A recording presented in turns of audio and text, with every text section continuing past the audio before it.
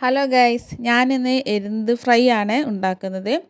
എരുന്ത് നന്നായിട്ട് കഴുകിയിട്ട് അതൊന്ന് പുഴുങ്ങിയെടുക്കണം. ഇത് പുഴുങ്ങിയെടുത്തതിന് ശേഷം ഒരു പാത്രത്തിലേക്ക് മാറ്റുക. ഇത് ചൂടാറിയതിന് ശേഷമാണ് എരുന്തിറച്ചി നമുക്ക് എടുക്കേണ്ടത്. ഇത് ഇങ്ങനെ വേണം എരുന്തിറച്ചി വേർതിരിക്കാൻ.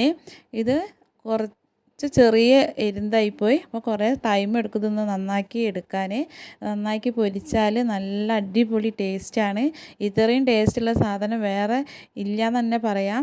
ഇത് പുഴുങ്ങുമ്പോൾ പ്രത്യേകം ശ്രദ്ധിക്കേണ്ടത് അതിൽ തീരെ വെള്ളം ചേർക്കേണ്ട ആവശ്യമില്ല.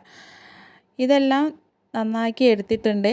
എരുന്തിറച്ചിയിൽ ഇനി 1 ടീസ്പൂണ് മുളകും പൊടി, 1/2 ടീസ്പൂണ് മഞ്ഞൾപ്പൊടി, പിന്നെ പാകത്തിന് ഉപ്പും കുറച്ച് ചിക്കൻ മസാലയും ചേർത്ത് നന്നായിട്ടൊന്ന് കുഴച്ചെടുക്കുക. എന്നിട്ട് ഒരു ചട്ടി വെച്ചിട്ട് അതിൽ കുറച്ച് വെളിച്ചെണ്ണ ഒഴിച്ചിട്ട് കുറച്ച് കറിവേപ്പിലയും കൂടി ഇട്ട് കൊടുക്കുക. അതിലേക്ക് നമുക്ക് ആ എരുന്തിറച്ചി ഇട്ട് കൊടുക്കുക. ഇതൊരു മീഡിയം ഫ്ലെയിമിൽ വെച്ചിട്ട് വേണം വേവിച്ചെടുക്കാൻ.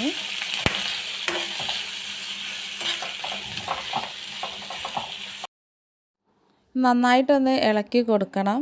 ഇത് കരിഞ്ഞു പോവാതെ നോക്കണം. ഇടയ്ക്കിടയ്ക്ക് ഇങ്ങനെ ഇളക്കി കൊടുക്കുക.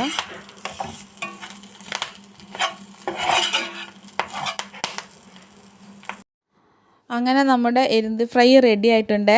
ഇത് അടിപൊളി ടേസ്റ്റാണ്. ഇത് പൊരിച്ചെടുക്കുമ്പോൾ തന്നെ നല്ലൊരു മണക്കാണ്.